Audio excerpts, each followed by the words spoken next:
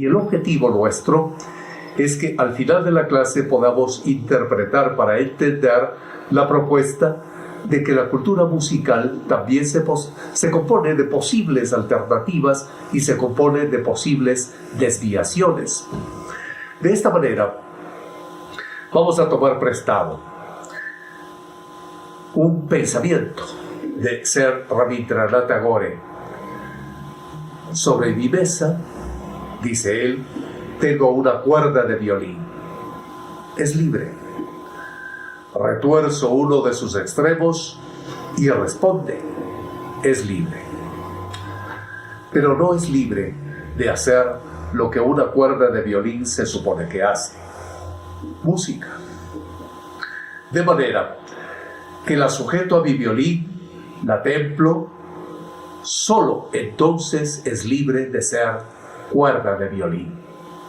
Esta cita la hemos tomado como epígrafe para nuestra clase del libro de la profesora de Antropología y Sociología en la Universidad de Rice, en Houston, Texas, Mary Ellen Goodman, en su libro El individuo y la cultura, conformismo versus evolución, que es sumamente aplicable a la música porque tanto ella como nosotros iniciamos nuestra tarea intelectual citando a Sir Rabindranath Tagore con su idea sobre la música aplicada en la cuerda de violín. Por lo tanto, análogamente y parafraseándole al libro de Goodman, preguntamos en torno a un añejo problema: ¿hasta qué punto puede el músico determinar su propia acción? El objeto de nuestro curso, entonces, es explorar antropológicamente esta añeja pregunta siempre vital. Y el antropólogo de la música ve al hombre sin cultura como la cuerda de violín sin montar, algo mudo e inerte. El hombre más la cultura adquiere las propiedades de la cuerda cuando está colocada en el violín. Ahora tiene voz y casi un alma. La cuerda, por maravillosa que sea en sus posibilidades, nunca puede lamentarse o cantar a voluntad. No puede tener autonomía. Su destino está en las manos del aprendiz o del maestro. El hombre dotado de cultura, preguntamos nosotros, no es más que una cuerda en el violín, ni más libre, ni con mayor determinación. Del conductismo radical y del determinismo cultural en la música. En casos extremos, como el de los conductistas radicales en psicología y el de los deterministas culturales en antropología, se desecha la posibilidad de autonomía del músico. Con Skinner, el psicólogo conductista, tenemos que cuando el individuo siente estar ejerciendo su libertad, de hecho, dice Skinner, está sufriendo una ilusión. Es la ilusión que puede vivir el músico, nos advierte. La afirmación de Skinner puede desembocar en la siguiente tesis conductista radical. Una vez que la cultura musical ha aparecido, el artista se convierte permanentemente en un peón de esta fuerza irresistible creada por la tradición musical de sus antepasados. Si Skinner nos manifiesta esto, tenemos a Gordon Allport. Gordon Allport, que ha escrito muchos libros relacionados entre la psicología y la antropología. Y nuestra exploración, aquí tenemos un libro de Gordon Allport, para crear música, puede apoyarse en este autor, quien admite un cierto grado de integridad personal en el músico. En su libro La personalidad tenemos esta idea, y en este libro La naturaleza del prejuicio desarrolla todo lo que significa los estereotipos, los prejuicios acerca de lo que nosotros podemos investigar en antropología musical. Pues bien, esta exploración nos hace reconformar y trascender las formas de nuestro mundo. Al reconformar y trascender las formas de nuestro mundo desde una perspectiva antropológica, entramos en la relación cultura y personalidad en la música. Nuestra exploración en la antropología de la música está íntimamente relacionada con aquella relación a la vez de cultura y personalidad, por la que buscamos nuevos datos, nuevas conceptualizaciones. Y en esta búsqueda, el determinante social es la cultura y la personalidad musical. Nuestra exploración antropológica nos lleva a interpretar la conducta del músico y el influjo que recibe del medio social, de ese influjo que ejerce sobre el músico tanto con sus solicitaciones cuanto con sus determinaciones. En efecto, en el campo social se encuentran los estímulos, las barreras, los modelos que posiblemente condicionan la acción del músico, que probablemente van a construir de alguna manera y van a condicionar también a la acción del músico, que probablemente contribuyen también a la construcción de su ser y que le permiten un anclaje sólido en la realidad. Si nos hemos ya fijado en Mary Ellen Goodman, nos hemos fijado en Rabindranath Tagore, nos hemos fijado en Gordon Allport, pues ahora nos toca ingresar a la casa del pensamiento de Claude Lévi-Strauss. Claude Lévi-Strauss, antropólogo muy conocido, que nos habla de la música como metáfora. La música como metáfora para el estudio de hechos culturales. Claude Lévi-Strauss estudia la expresión de las estructuras mentales, de lo que en historia llamamos el utillaje mental. En antropología le denominamos estructuras mentales. Claude Lévi-Strauss planteó que la música, como la mitología, al igual, en tanto que son expresión colectiva las dos, la música permite expresar estructuras mentales comunes a quien las escucha y a quien las produce. Así, nosotros tenemos que la música, como metáfora cultural, según Lévi-Strauss, le otorga una relevancia especial a este arte.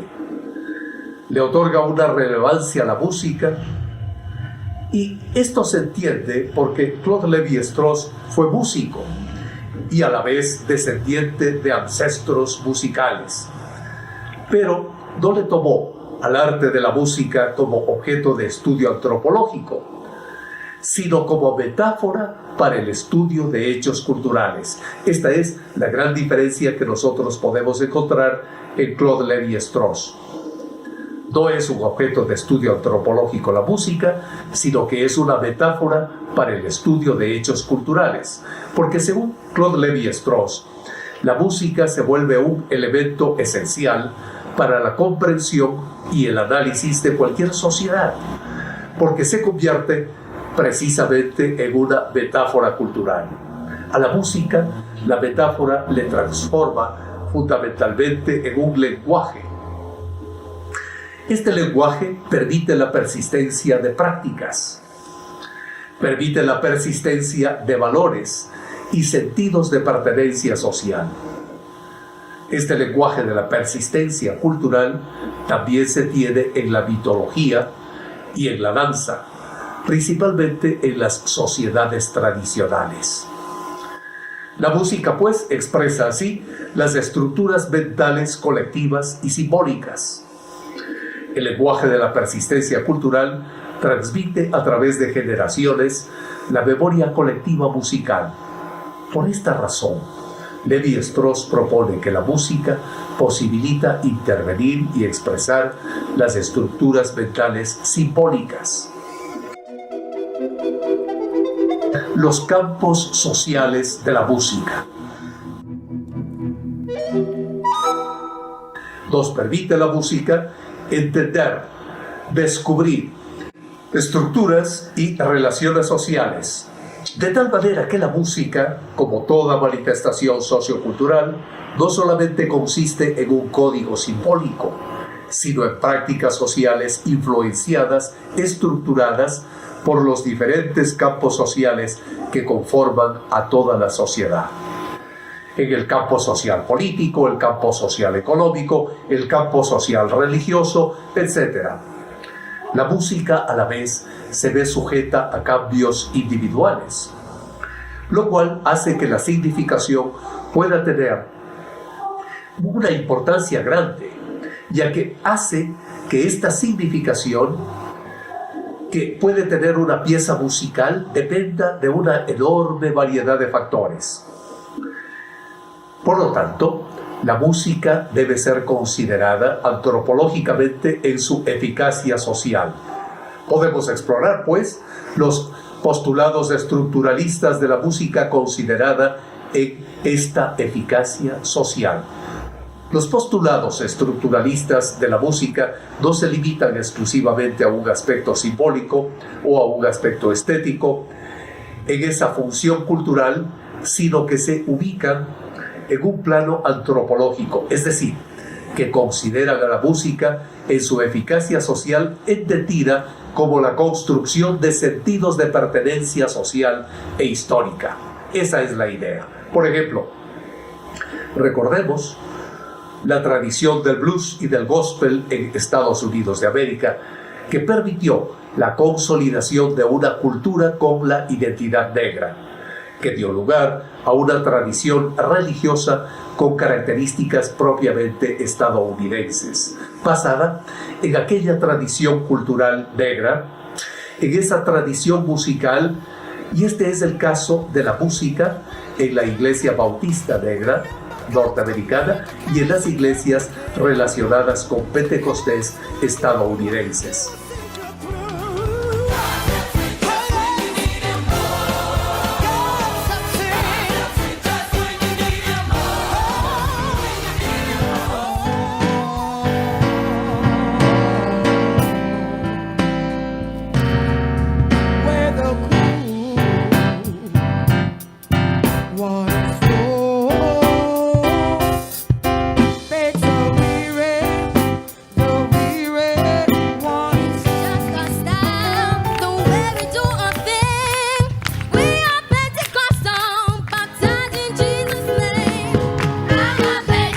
Esas tradiciones musicales y dinámicas sociales pueden ser un campo de estudio para comprender las dinámicas sociales en un momento determinado, pero también sirven para rastrear sus orígenes y sus transformaciones, para entender las modificaciones que las sociedades han tenido en su historia. En la medida que esas estructuras mentales y sociales se vuelven explícitas al expresarse a través de la obra musical. Ya que hemos tratado de Claude Lévi-Strauss, que lo encontramos en un libro pues bastante grueso, también hallamos a John Blackie. John Blackie nos habla de la relación entre la experiencia musical y la experiencia humana. Nos preguntamos con Blackie, ¿a la música se la debe tomar exclusivamente como una mera actividad estética o de esparcimiento, a la cual no se le reconoce función ni relevancia alguna? Esta es una pregunta. Si revisamos los textos antropológicos clásicos, ¿qué encontramos al respecto? Pues encontramos la música como un epifenómeno cultural. Malinowski, Evans Pritchard, Boas, Turner, entre otros, parece que consideran a la música principalmente como un epifenómeno cultural que podría ser explicado en otros niveles, dicen Malinowski, Evans Pritchard, Boas, Turner, Posiblemente por ello, hasta el primer cuarto de nuestro siglo XXI, no ha sido tan usual encontrar parámetros metodológicos definidos ni marcos teóricos conceptuales que desde la antropología cultural y sociocultural, es decir, desde la antropología estadounidense y desde la antropología británica, son dos grandes ramas de la antropología, pues podamos explicar, definir marcos teórico-conceptuales que permitan la comprensión de la actividad musical. Exploremos entonces a la música como tema social. A la música se la puede explorar más allá de la expresión acústica y estética, destinada al esparcimiento y a la diversión, que esa era la cuestión que nos poníamos hace 3 minutos. La propuesta de John Blackie, a quien ya nos referimos, que es un musicólogo que estudió antropología con Meyer Fortes. La propuesta de John Blackie aporta a la antropología una guía para iniciar la exploración de la música como tema social. Al considerarla como sonidos humanamente organizados, se pueden hallar los procesos cognitivos propios de una cultura y de sus interacciones sociales, a partir de la cual se generan indicaciones metodológicas para su comprensión. Carecerá de sentido, entonces, el análisis formal si no se lo comienza con un análisis de la situación social que genera a la música. ¿Cuál es la definición antropológica de Blackie? Veámosla. La función de la música, dice Blackie, es reforzar ciertas experiencias que han resultado significativas para la vida social, vinculando a la gente estrechamente con ellas. Ahí terminamos lo que nos referimos a esta cita de Blackie y continuamos con Blackie, porque el análisis antropológico de la música puede considerarse en el contexto sociocultural más amplio del cual forma parte y a partir del cual adquiere sentido y capacidad para construir formas de pertenencia social. Por ejemplo, es posible asumir lo que Blackie plantea al respecto. ¿Qué dice Blackie?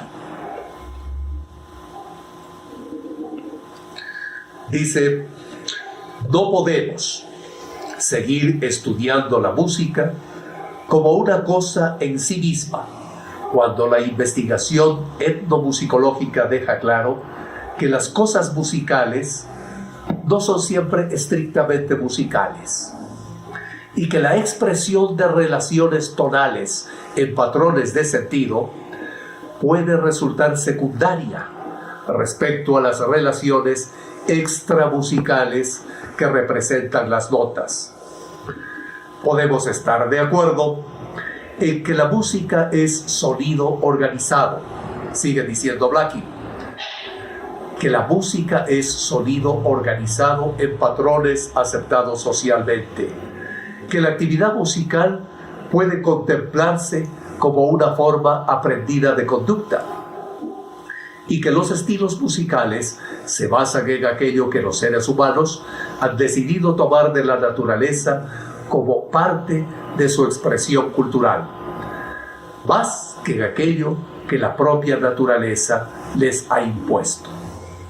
Pero, sigue diciendo Blackie, la naturaleza de la que el hombre extrae sus estilos musicales no es externa a él.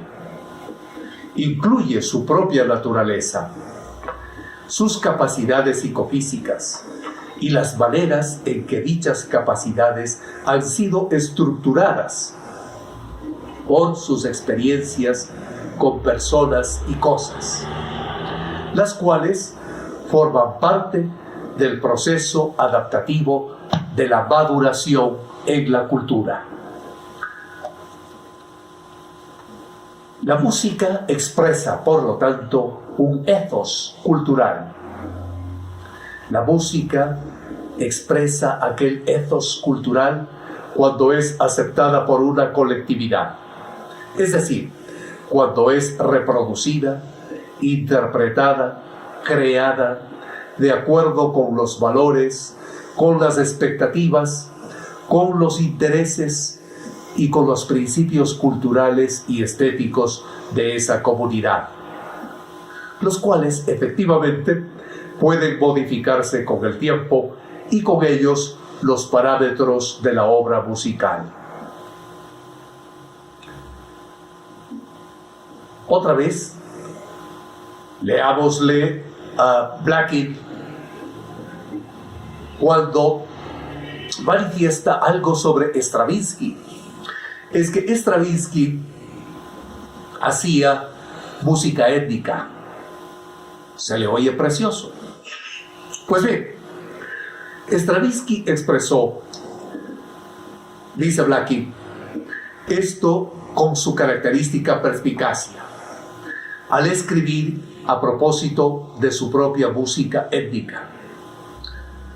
La música nos es dada con el único objeto de establecer un orden en las cosas, incluyendo, continúa Blacking, de modo muy particular la coordinación entre el hombre y el tiempo. Cada cultura posee su propio ritmo, en el sentido de que la experiencia consciente se ordena en ciclos de cambio estacional, crecimiento físico, actividad económica, profundidad y amplitud genealógica, vida y más allá, sucesión política y cualesquiera otros rasgos recurrentes a los que se dote de significación. Podemos entonces decir que la experiencia de la vida ordinaria tiene lugar en un mundo en tiempo real.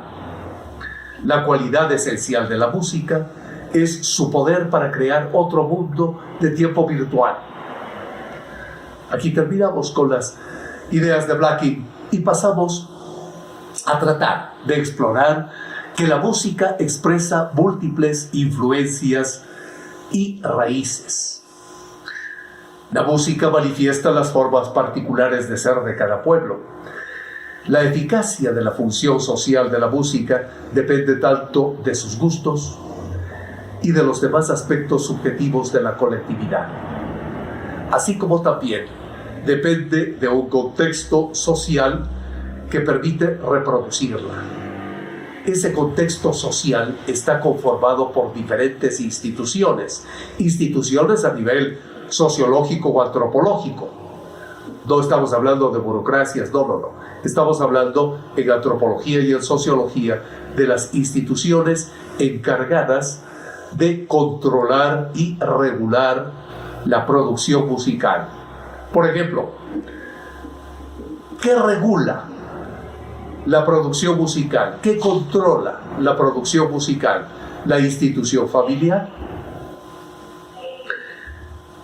También las organizaciones religiosas, laicas, etc. Por supuesto, las disqueras, los sindicatos, el mercado, sin los cuales es impensable la obra musical como fenómeno social.